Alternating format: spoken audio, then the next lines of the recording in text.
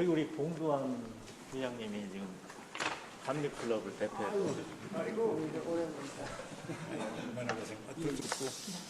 저 지금 이제 총장님이 도착하셨으니까 바로 시작을 하도록 하겠습니다.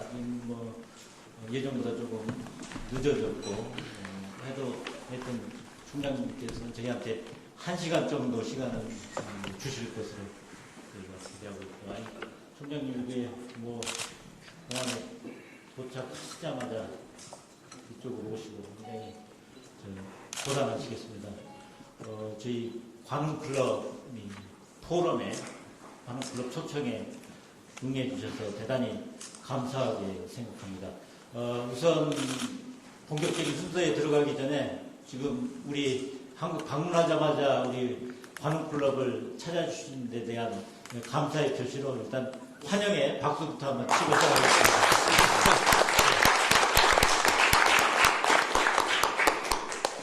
바로 공항에서 오셨기 때문에 지금 아마 땀도 식지 않으셨을 것 같은데, 그래서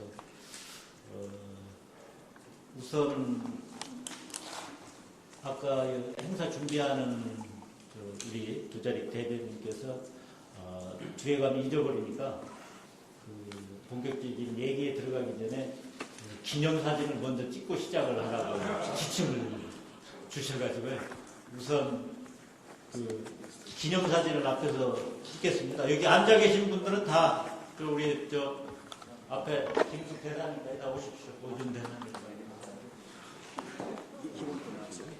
오세요. 그냥.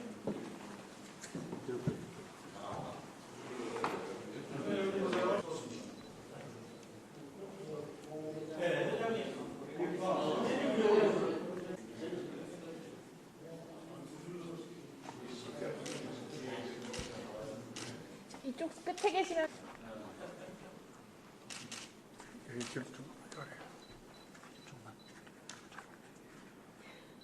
찍겠습니다. 하나, 둘, 셋. 한 번만 더 찍겠습니다. 하나, 둘, 셋. 네, 됐습니다.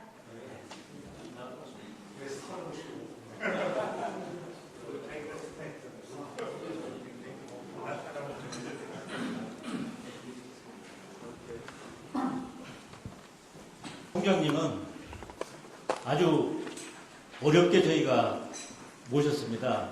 사실상 총장님 일정이 바쁘신데 강요하다시피 해서 모셨고요. 그런데 그게 성립될 수 있었던 건 총장님이 우리 관훈클럽에 대한 애정이 있으시고, 그리고 한국에 오셔서 또 한국 언론인들과의 어떤 형식으로의 만남은 필요하지 않을까 하는 이런 생각도 작용을 했을 거다 이렇게 보고요. 특히 제가 이렇게 모신 것은 총장님이 이제 10년 임기 이제 다 채워가시는데 그동안 엄청나게 중요한 일들을 많이 하셨는데 그런 것들이 우리 국민들한테는 잘 적극적으로 좀 알려지지 않은 측면이 있는 것 같아서 그런 게 조금 안타까운 이런 게 있어서 총장님이 그동안 하신 중요한 일들을 조금 설명을 해주시고, 그리고 그동안 다른 나라의 여러 정상들과 만나서 쌓은 경륜도 있으시고, 그러니까 그런 것과 관련된 부분도 조금 설명을 해주십사 해서 저희가 모셨습니다. 그래서 어렵게 모셨기 때문에 제가 모실 때 조금 저희가 조금 지켜야 될 이런 룰 같은 것도 조금 말씀을 드렸습니다. 그건 워낙 국내에서 지금 정치와 관련해서 관심이 많으신데 지금 하시는 일은 지금 우리 국내 정치에 대해서 언급할 이런 상황이 아니시기 때문에 유엔 관련 이런 문제에 대해서 언급을 하셔야 되기 때문에 저희가 언론인이고 아무리 궁금증이 많더라도 단순한 무슨 대선에 출마하실 거냐 그다음에 무슨 여당 쪽으로 가실 거냐 이런 단순한 질문은 저희가 정치와 관련된 이런 물론 그런 단순한 질문은 하실 생각도 없으시겠지만 국내 정치와 관련된 질문은 가급적 안 하는 것으로 저희가 약속을 드렸으니까 우리 패널들께서도 그걸 잘 양지하시고 유엔, 북한 이런 것 관련된 것은 저희가 적극적으로 여쭙겠다고 미리 말씀을 드려놓습니다. 그런 거에 준해서 말씀을 해주시기 바랍니다. 저는 뭐 이 정도 지금 시간도 없고 하기 때문에 끝내고요. 우리 관악클럽의 우리 후견인 뭐 이런 역할을 하고 계신 신영 연구기금의 우리 김창기 이사장님께서 간단한 환영 인사 말씀을 드리겠습니다. 네, 감사합니다. 저는 뭐 총장님을 가까이서 이렇게 뵌 게 10년 만인 것 같습니다. 그때 저 장관으로 계실 때인데 본관에서 잠시 뵀습니다. 오프 때문에 뭐 기사는 쓴 게 없습니다만 당시에는 우리 국내에서 한국 외교관이 유엔 사무총장을 할 수 있을까에 대해서 상당히 회의적인 시각이 많았는데 저는 그 장관님 말씀을 듣고서 이거는 꿈이 아니고 이루어질 수 있는 일이겠구나 그런 그 확신을 갖게 되었더랬습니다. 벌써 10년이 지나서 총장님 이제 사무총장의 그 중임을 성공적으로 마무리하실 시점에 와 계십니다. 오늘 저희 그 관훈 포럼을 통해서 국민들과 소통할 수 있는 시간을 바쁘신 일정 가운데 이렇게 내주신 데 대해서 다시 한번 감사를 드립니다. 그리고 오늘 이 자리가 이루어질 수 있도록 뒤에서 수고해 주신 이강덕 총무이하 관훈클럽 임원 여러분들께도 시야의 말씀을 드립니다. 총장님께서 한평생 대한민국 외교관으로서 우리나라의 국익과 또 크게는 세계 평화를 위해서 헌신하셨는데 또 지난 10년간은 우리 전 지구의 안전과 평화와 발전과 이런 것을 위해서 진력하셨습니다. 그런 데서 그런 모든 과정에서 온축된 그 지혜와 경륜을 바탕으로 오늘 이 자리에서 한국과 세계의 발전을 위해서 유익한 말씀들 많이 해주시면 기대하겠습니다. 네, 감사합니다. 네, 이제 바로 듣도록 하겠습니다. 일일이 우리 패널들을 소개하지는 않겠습니다. 시간이 없습니다. 그래서 이따가 질문할 기회가 있으면 간단히 말씀하시고 뭐 하셔도 되겠습니다. 그러면 총장님 모두 말씀 듣겠습니다. 여러분 이렇게 만나 뵈서 반갑습니다. 우선 관훈클럽 간담회에 초청해 주신 이강덕 그 총무님과 또 김창기 이사장님, 관훈클럽의 이사분 여러분들께 감사의 말씀을 드리고요. 이 자리에는 저 언론계의 참 아주 고위 간부 언론인들이 계시고 또 원로 언론인도 계시고 우리 봉도환 회장님은 제가 아주 적십자 관계로부터 시작을 해서 오랫동안 가까이 모시면서 많이 그 지도를 받고 그랬는데 오늘 이렇게 만나 뵈서 아주 반갑습니다. 일부 참석해 주셔서 고맙습니다. 우선 시간이 많이 늦어서 제가 한 40분 정도 늦게 도착을 했는데 비행기 사정으로 이렇게 돼서 여러분께 좀 폐를 끼쳐드리는 데 대해서 죄송스럽게 생각합니다. 사실은 이스탄불부터 시작해서 지금 13시간 정도를 날라와서 바로 이 자리에 왔습니다. 그러니까 제가 약간 좀 얼떨떨한 이런 감도 있지만은 잘 양해해 주시면 감사하겠습니다. 그리고 오늘 모임을 솔직한 대화를 위해서 비공개로 하시는 거로 이렇게 받아주신 데 대해서도 감사의 말씀을 드리고요. 하여튼 여러 가지 문제에 대해서 많은 그 의견 교환이 있기를 바라고 제가 또 앞으로 유엔 사무총장을 성공적으로 마감할 수 있도록 유종의 미를 거둘 수 있도록 여러분께서 많이 또 지도도 해주시고 좋은 말씀 해주시면 감사하겠습니다. 아까 이강덕 총무께서 가급적 질문을 뭐 해주지 말자 이렇게 했는데 원래 저하고 약속은 완전히 안 하는 거 네. 조금 완전히 질문은 달라지는 것 같습니다.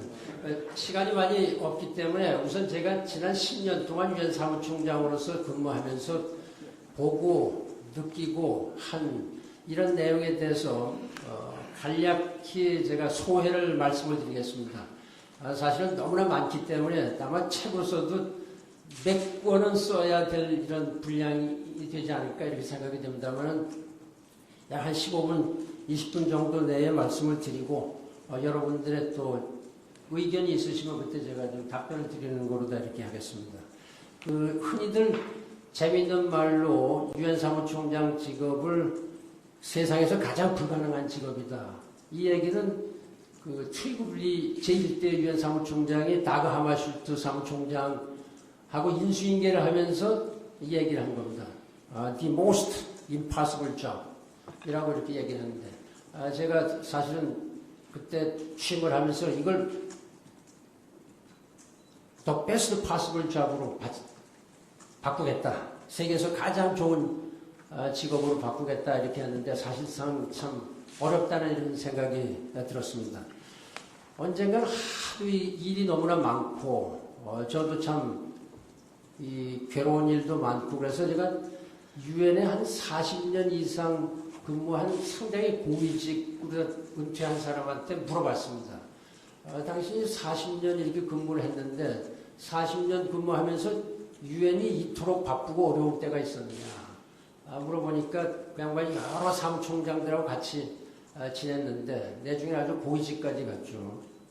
사무차장까지 갔는데 자기가 40년 보면서 당신이 사무총장 하는 이 기간에 생긴 것처럼 그런 일이 생긴 일은 처음인 것 같다. 이렇게 얘기를 했습니다. 수련을 했습니다. 제 생각에도 이제 전임자들 때의 일보다는 몇 배가 더 늘어난 거 아닌가 이런 생각이 듭니다. 그러다 보니까 여러 가지 얘기들도 많이 나오고 또 이 국제사회가 느끼는 또 감정이나 좌절이나 이런 것도 많이 있는 거 아닌가 이렇게 생각을 합니다. 사실은 제가 사무총장을 2007년에 시작을 했는데 2008년 가을 되면서 세계 경제 위기가 닥쳤습니다. 그것이 1929년에 세계 대공황 이래 처음 그런 일이 생긴 겁니다.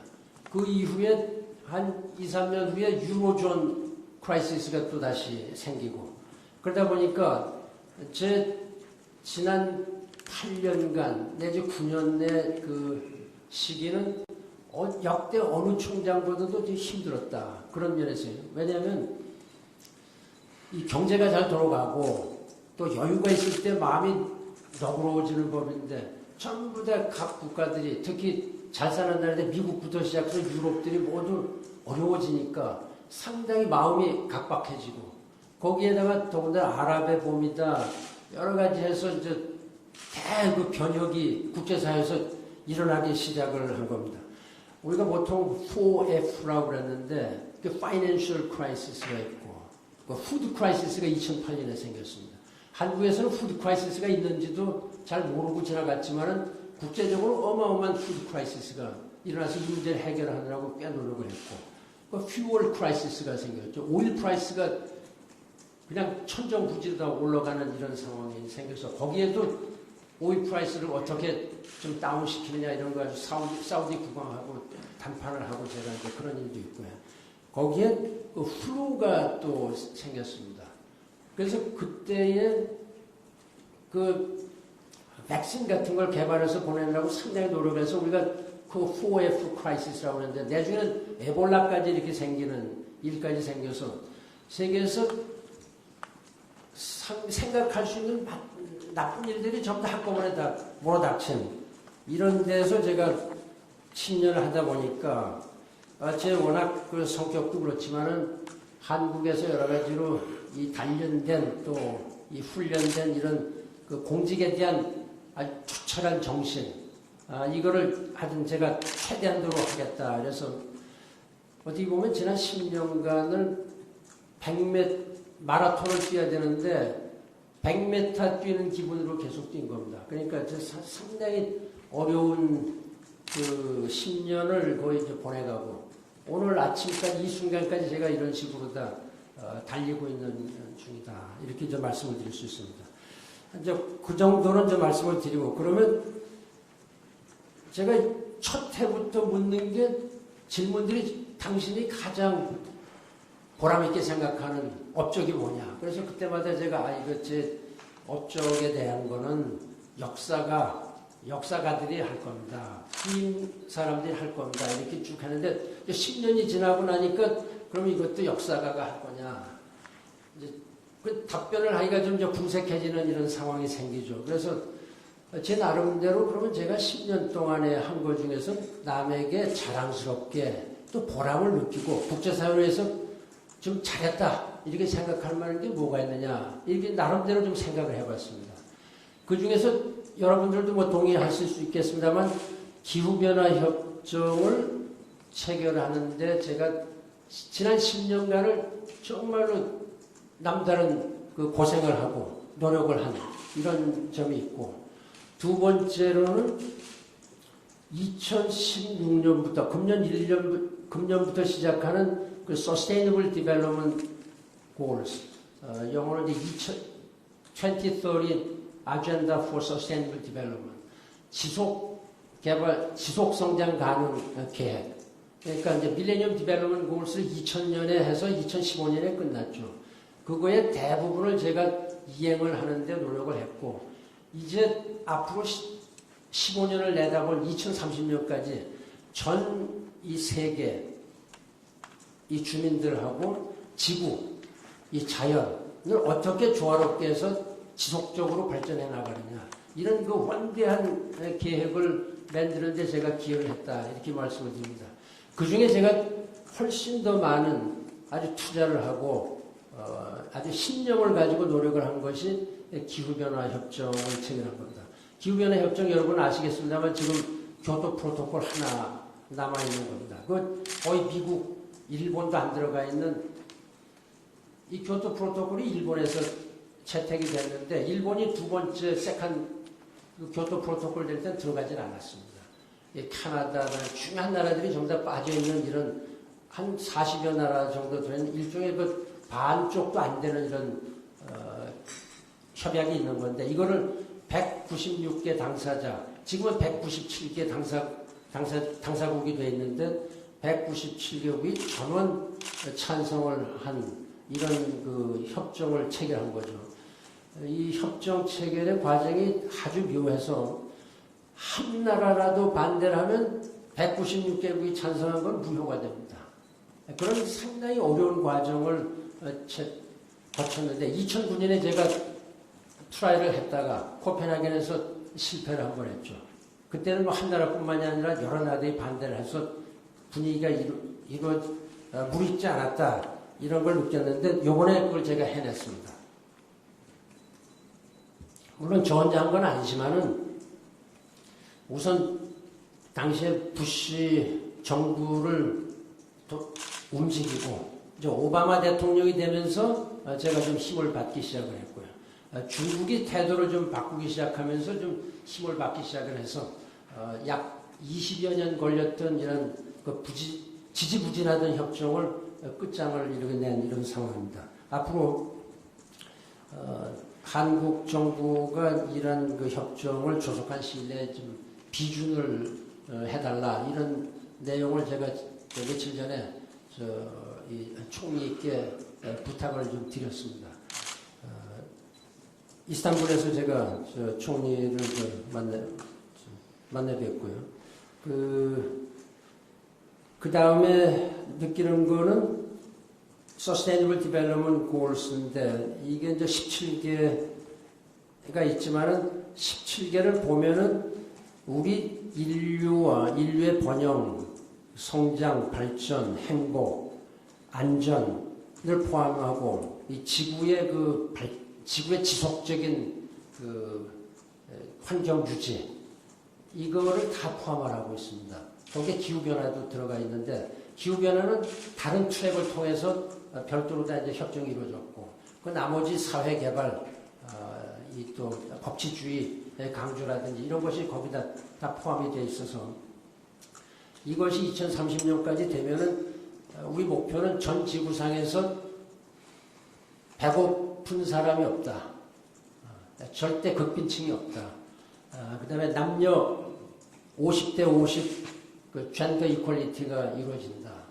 질병으로 불필요하게 죽는 사람이 안 생긴다든지 이 청소년들에 대한 여러 가지 희망을 줄 수 있는 청소년 문제라든지 여러 가지 우리가 생각할 수 있는 나라를 운영하고 또 도시를 운영하고 또 세계를 운영하면서 생길 수 있는 모든 문제들을 갖다 다 해결할 수 있다. 이런 아주 원대한 계획을 회원국들이 만들어냈습니다. 제가 2013년에 그걸 발의를 해서 안을 제안을 하고 그 한 2년에 걸친 교섭 과정을 통해서 이뤄냈습니다. 그래서 제가 얼마나 제가 이제 힘을 들여서 했느냐 말씀을 드리면 2007년에 제가 취임하자마자 2007년에 기후변화를 위한 특별정상회의를 소집을 했습니다. 별도로.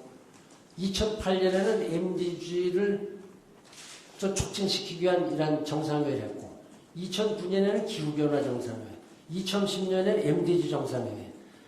그래서 2013년에 그 계획을 내라고 해서 2013년에 다시 MDG 정상회의라고, 2014년에는 기후변화 정상회의라고, 2015년에 기후변화 정상회의라고. 그래서 2015년 12월에 이걸 채택을 한 겁니다. 여러분들 이제 정상회의 하면 그냥 말만 하면 될 것 같지만은 그 정상들을 다 모두기 위해서는 어마어마한 그 힘이 들고 어떻게 이 정상들을 움직이느냐. 그러니까 절대적으로 아주 많은 그 정치적인 지지를 받아서 결과적으로 됐습니다.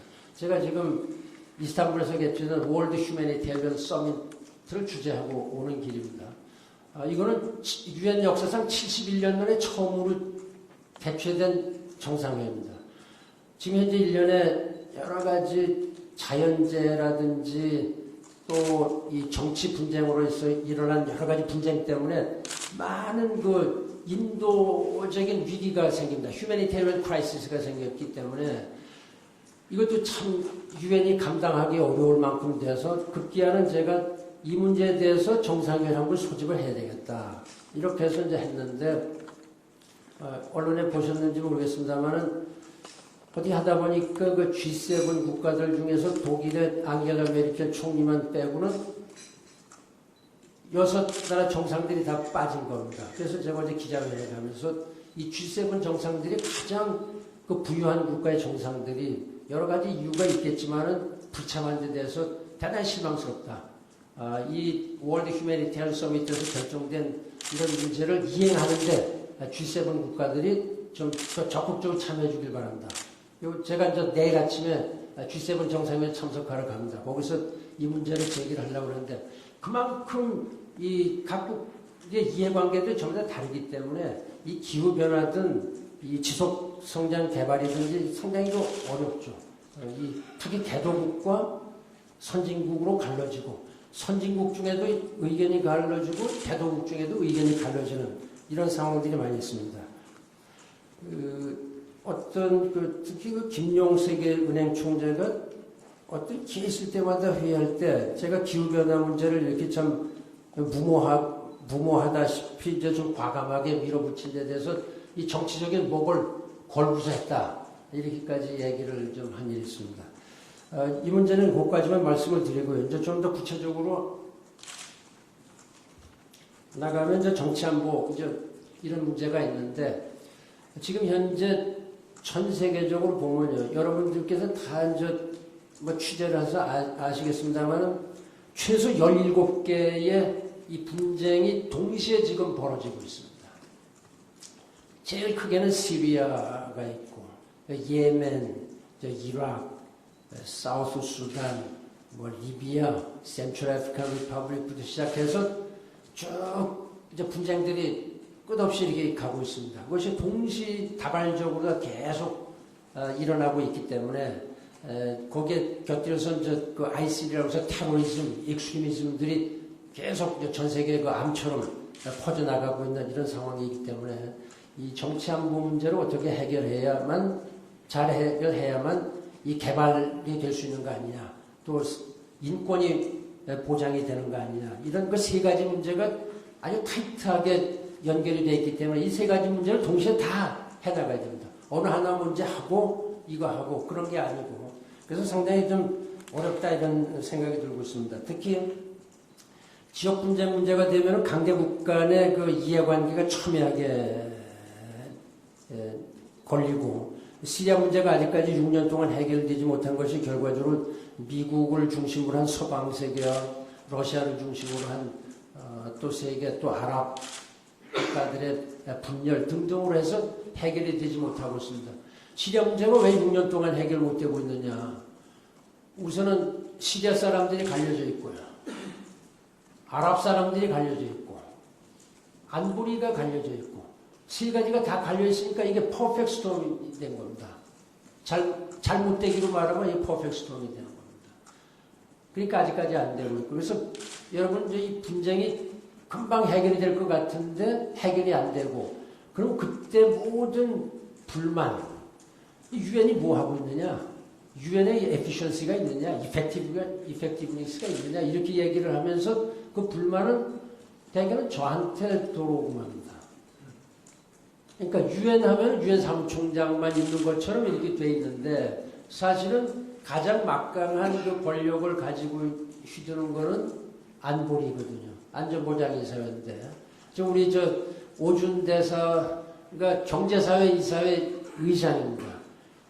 유엔에 6대 헌장기관이 있는데 6대 우리로 말하면 헌법기관 유엔의 헌법기관이 6개가 있는데 그중에 이제 트러스티십 카운슬 그건 있으나 마나 한 거 그리고 5대가 있으면 그중에 제가 사무총장을 하나 하고 있고 경제사회 이사회장을 하고 있으니까 5대 헌법기관 중에 한국 사람은 2사람이 맡고 있는 거나 마찬가지입니다. 유엔은 이제 헌장기관이라고 그러죠. 그러니까 한국의 그 위상이 대단한 거죠, 사실은. 그러니까 경제사회가 하는 건 전부 다 우리 오준 대사의 그 지휘를 받게 돼 있다. 근데 여기서 제가 말씀드리는 거는 안보리가 매매 사사건 걸린다. 우크라이나 문제에서도 계속 걸리죠. 그러니까 그러한 데 대한 그 불만, 좌절감 이런 것이 이제 저한테 오다 보니까 세크레터리 제너럴 약자로 쓰면 SG인데 이게 스케이프고트다 이렇게 이제 흔히들 얘기를 합니다. 아주 뭐 유엔에서 많이 쓰는 그 농담 겸 현실을 반영하는 이런 걸로 다 되어 있습니다. 제가 사실은 그럼에도 불구하고 유엔 사무총장으로서 목소리를 높여서 가능한 한 이 약자들 편에 서서 독재자들에게 쓴소리를 하고 또 이 강대국들의 반대에도 불구하고 제가 미얀마를 들어가서 미얀마의 민주화를 열었습니다. 그 미얀마 정부에서 그건 아주 확실히 그 인정을 하고 있는 거죠. 뭐 오바마 대통령 가고 뭐 여러 정상들이 갔지만은 그래도 상하 양원에서 연설을 하라 이렇게 한 건 저만 했습니다. 그 미얀마 정부의 얘기는 어떤 세계 정상들한테도 한 번도 아직까지 주질 않았는데 당신이 미얀마의 그 민주화를 위해서 노력하는 데 대해서 진심으로 고마워 생각합니다. 그래서 연설을 했고 이란의 핵 문제가 잘 해결이 됐습니다만은 이란의 핵 문제를 어떻게 해결하느냐 가지고 여러 가지 해법을 가지고 노력을 많이 논란이 있었고 제가 이란을 가서 이 문제를 좀 도와주겠다. 제가 해결하겠다고보다 이 안보리들이 할 때 도와주겠다 그럴 때 상당히 많은 반대들이 있었죠. 그럼에도 불구하고 제가 이란에 가서 그 물꼬를 터놓고 계속 이 문제가 몇 년에 걸친 그 협상 끝에 해결이 됐다. 이런 데 제가 좀 그 자부심을 갖고 있습니다.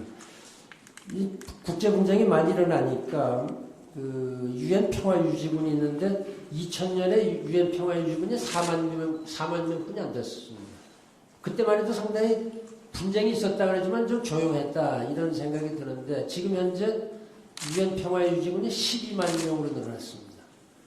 2000년 당시에 약 200억 달러만 가지면 세계에서 일어나는 지진 피해나 수해 피해나 분쟁으로 인한 소위 그 man-made crisis, 정치 분쟁으로 일어난 문제들을 200억 달러를 가지면 할 수가 있었는데 지금은요 이게 최소 2,500억 달러가 필요하게 되어 있습니다. 1년에 유엔이 합의해서 공적 그 지원 개발금 ODA라는 오피셜 디벨롭먼트 어시스턴스가 약 1,300억 불뿐이 안 됩니다. 1,300억 불. 전 세계 개도국들에 주는 지원금이.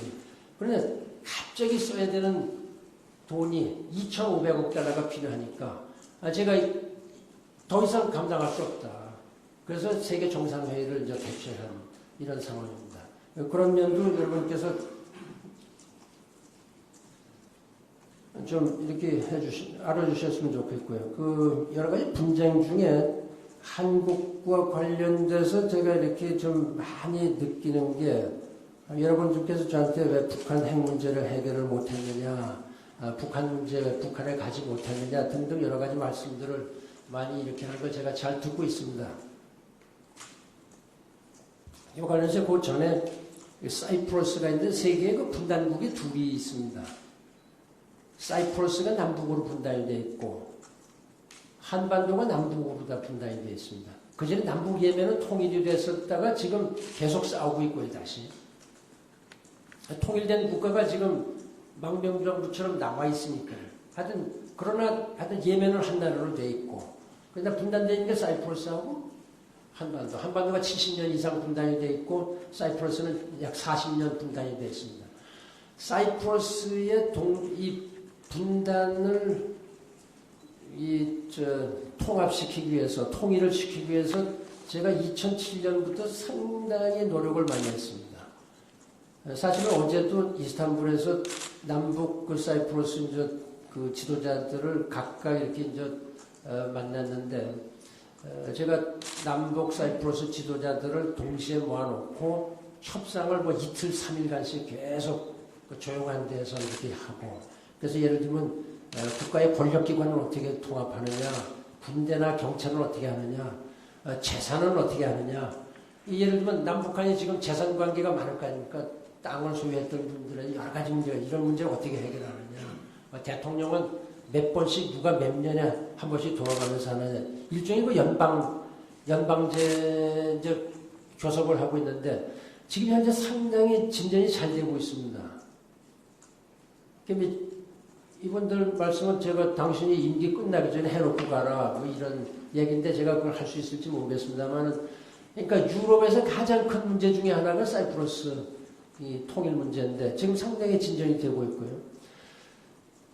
제가 그 몇 년 전에 사이프러스에 가서 북쪽을 건너갔습니다. 지금 우리 같은 건 판문점 하나만 있는데 통로가 그 통로를 제가 하나를 더 열고 그 통로를 통해서 걸어서 북사이프러스 넘어갔는데 그때에 사람들이 와서 길에서 전부 다 장미 꽃을 길에다 던지면서 그 환호하는 모습을 이렇게 보면서 물론 감동스럽고 참 여러 가지 느끼는 게 많은데 제가 그때 참 제가 여기서 이런 게 할 게 아니라 북한을 가서 이런 노력을 했으면 좋겠다 이런 생각을 했지만 아직까지 이제 되지 못하고 있는 건 참 여러 가지로 안타깝게 생각하고 있는 중에 하나죠. 이 한반도 문제에 관해서 사실은 제가 2007년부터 이제까지 상당히 나름대로 관심을 가지고 여러 가지 노력을 했는데 그 한 가지 문제는 여러분께서 아셔야 되는 게 이 사이프러스 문제는 안전보장이사회가 저에게 이거를 해봐라 그래서 맨데이트를 위임을 했습니다. 안전보장이사회 결의로. 근데 이 북한 문제에 대해서는 위임이 아직 없습니다. 여러분들 잘 아시겠습니다만 유엔에서의 한반도 문제 토의는 1975년을 끝으로 해서 끝나버렸습니다.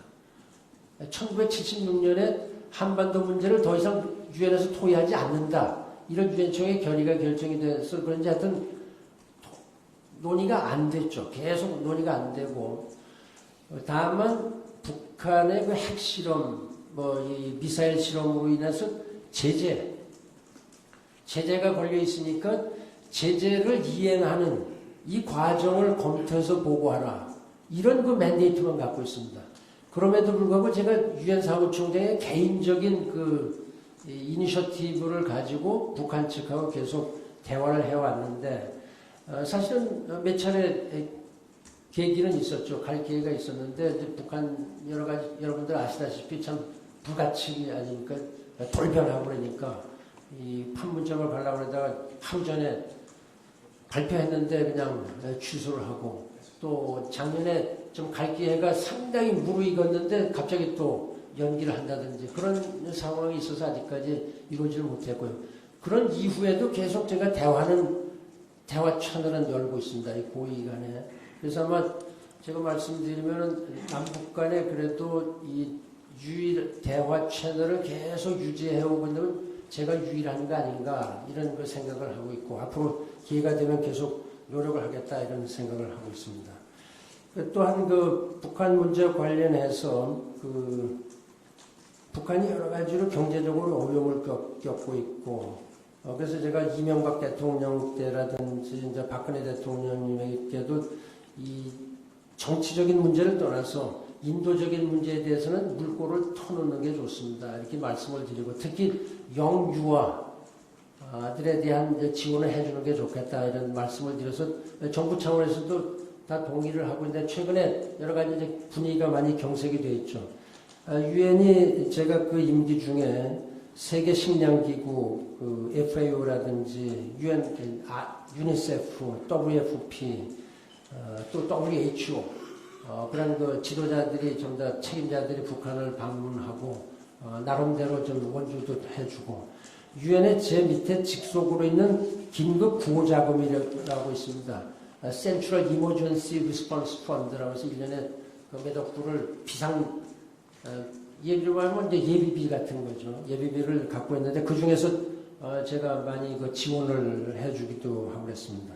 그러나 지금 현재 북한 핵 문제라든지 미사일 문제 이런 식으로 해서 분위기는 좋지 않다. 그러나 제 생각에는 이제 남북 문제는 결과적으로 숙명입니다. 우리한테 그간 여러 가지 핵은 불용한다. 그 다음에 대북 이를 위해서 대북 압박 정책을 계속 이렇게 해나가는 과정에서도 어떤 그 인도적인 문제를 통해서 물꼬를 터가면서 대화를 하고 긴장을 완화시키는 이런 노력이 필요한 거 아닌가 이런 생각이 들고 제가 임기 7개월 남았습니다만 그 중이라도 좀 열심히 노력을 하겠다 이런 말씀을 드립니다. 이제 마지막으로 제가 이제 한 9년 반 이렇게 하면서 많이 느끼고 또 한국이 어떤 역할을 할 수 있느냐 이런 생각을 하고 있습니다. 여러분 잘 아시겠습니다만 한국은 결과적으로 이 수원국에서 원조를 주는 국가로 이 승격된 전 세계에서 유일한 나라입니다. 유일한 그런 것 같지 않은데 유일한 나라입니다. 그러니까 개도국으로서 외국의 원조를 받아서 나온 나라 중에서 그걸 벗어난 나라가 없습니다. 벗어난 나라가 유일하게 한국이고 벗어난 것보다 이제 OECD의 닥 커미티의 위원으로까지 되어 있기 때문에 원조를 주고 있는 나라죠. 그렇게 하고 민주화와 경제 발전을 동시에 한 몇 나라 안 되는 나라 중에 물론 이제 서구라파나 이런 데 빼고요. 그래서 그런 면에 이제 자부심을 가지고 있는데 그러면 한국이 그만큼 우리가 국제사회 지원을 받고 유엔의 절대적인 지원을 받아서 나라까지 구하고 경제발전도 이렇게 했었는데 우리가 그만큼 국제사회에 좀 되갚는 이런 역할을 하고 있느냐 인도적인 지원을 하고 있느냐 경제 지원을 하고 있느냐 그렇게 물으시면 제가 거기에 대해서는 자신이 없다 이런 말씀을 드리고 국제사회에 대한 기대가 훨씬 여러분들의 눈높이보다는 더 높다 이런 점을 제가 말씀을 드립니다. 지금 현재 전 세계에 그 참 매일매일 유엔이 먹을 걸 대주고 물을 대주고 이렇게 해야 되는 사람들이 1억 3천만 명이나 됩니다. 그 중에는 이제 6천만 명이 그 피난민이나 좀 좋은 직업을 찾기 위해서 나가는 이주민들 이런 사람들이 있는데 이 문제가 전 세계에 지금 가장 또 중요한 문제로 다 대두가 돼 있죠. 이런 데 대해서 한국 정부가 이제는 좀 더 많은 노력을 해야 된다. 그 마지막으로 제가 이제 여성 문제, 청소년 문제에 대해서 관심을 가지고 노력을 많이 했습니다. 청소년 문제에 대해서는 아직까지 제가 상당히 많이 이제 노력을 하고 있는 중이고 여성 문제에 관해서는 비단 유엔 내에서뿐만이 아니고 전 세계적으로 이 젠더 인파워먼트를 강화해야 되겠다. 제가 임기 초부터 노력을 해서 그 분위기를 많이 바꿨습니다. 그래서 제가 우선 유엔부터 솔선수범해야 되겠다. 그래서 유엔의 역대 7명의 사무총장들이 임명했던 여성 고위직을 다 합친 것보다 제가 훨씬 더 많이 임명을 하고 이 분위기를 확 바꿨죠. 그래서 이제는 바깥으로 제가 나가서 세상에 국회 중에서 여성 국회의원이 한 나라도 없는 나라, 한 명도 없는 나라라든지 내각에 여성 장관이 한 명도 없는 이런 나라들을 대상으로 제가 그걸 숫자를 줄이기 위해서 지난 10년간 노력을 했습니다. 지금 현재는 아주 작은 나라나 아주 이슬람 국가나 아주 그 전통적인 나라, 이런 나라 합쳐서 한 10나라 정도 빼고는 상당히 그 여성의 그 참여율이 높아졌다. 2030년까지는 제 목표는 제가 디클레어 했습니다. 2050년까지는 50-50 플래닛가 돼야 된다. 이 지구상에 여성, 남성 비율이 50대 50으로 돼야 된다. 그 하프 더 스카이라는 그 책이 있습니다. 여러분 보셨겠습니다만 지구상의 반은 여성이고 지구상의 또 반 이상의 또 청소년들입니다. 그래서 앞으로 이 한국 정부도 이런 데도 좀 신경을 써야 되는 거 아니냐 이런 생각입니다. 특히 이제 우리나라는 뭐 좀 과장되게 말씀드리면 신라시대 이후에 처음으로 여성 국가원수를 배출한 나라입니다. 사실은 진덕, 선덕, 여왕 뭐 이럴 때 따지고는 처음인데 한국에서도 좀 더 이런 데 저 국회의원이나 여성 강요들이 더 늘어야 된다. 이렇게 제가 평소에 생각을 하고 있고 유엔에 처음으로 유엔 위민이라는 통합된 여성 전담 기구를 제가 설립을 해서 거기에 대한 평가가 많이 있다 이런 생각을 하고 있고 교육 문제도 상당히 제가 신경을 많이 썼습니다. 제가 끝을 맺겠습니다. 아까 이강덕 총무께서 말씀을 하셨는데 제가 간단하게만 말씀을 드리면 제가 이제 7개월 후에 퇴임을 하면은 무엇을 할 것이냐 여기에 대한 질문들을 한국 내에서만 받는 게 아니라 많은 국가의 정상들이 저한테 많이 물어봅니다. 그러면서 이분들이 어디서 알았는지 전부 다 신문을 봤는지 자기들이 가서 뭐 많이 도와주겠다 이렇게까지 농담하는 사람들이 많습니다. 내가 선거운동 해줄게 뭐 이런 식으로까지 얘기하는 사람들이 있는데 그게 지금 저 국제사회에 너무 퍼지니까 제가 입장이 좀 난처해지는 수가 많습니다. 혹시라도 제가 초심을 버리고 다른 데 신경을 쓰고 있는 거 아니냐 저의 관심이 국내에 더 가 있는 거 아니냐 이런 거는 절대 바람직스럽지 않다. 저는 어디까지나 유엔 사무총장이다. 물론 제가 돌아오면 대한민국 국민으로서의 여러 가지 역할 그런 데 대해서 제가 그때 생각을 해보겠습니다만은 지금 현재까지는 제가 맡아진 소명을 성공적으로 맞춰서 여러분들께 그 자랑스럽게 제가 보고를 할 수 있는 이런 것이 더 바람직스러운 거 아니냐. 그래서 제가 지난번에 며칠 뉴욕에서 언론인들에게 말씀을 드렸는데 유종의 미를 거둘 수 있도록 여러분들께서 특별히 좀 도와주셨으면 고맙겠다 이런 말씀을 드리고 제가 여러 가지 참 소견을 간단히 말씀을 드렸습니다. 감사합니다.